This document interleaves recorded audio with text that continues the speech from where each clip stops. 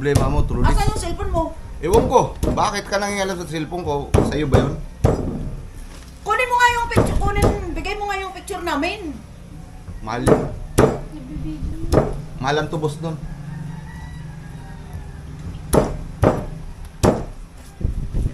Oo na ako idanay.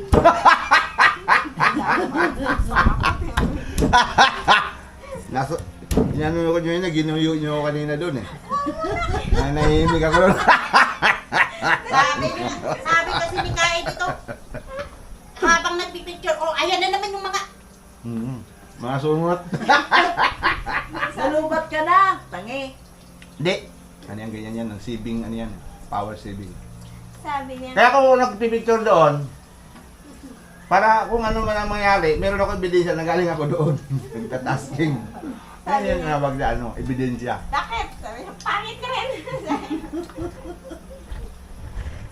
Kasi pag, ang tawag ko dyan, overtime na, ano ba, kabanalan.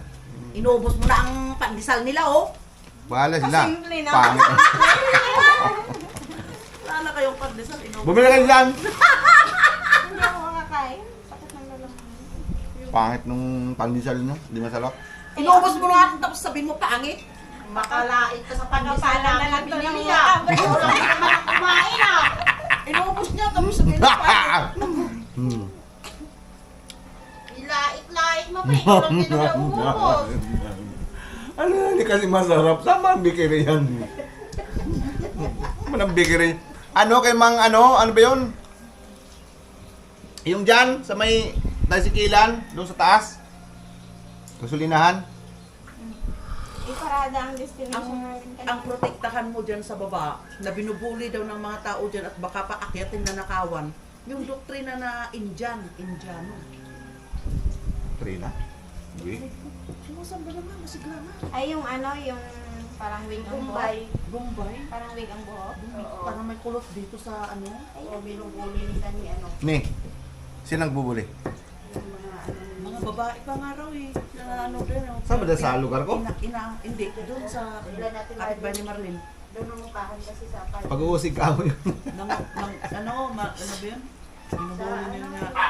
Babae naman eh. Hindi naman lalaki. Hindi. Lalaki. Gusto nilang ano ang pera. Pinipilit daw nila painin.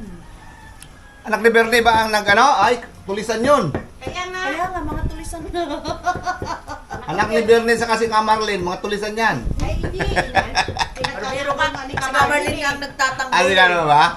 Si tata kasi minsan ano yan eh. Siyempre anak niyang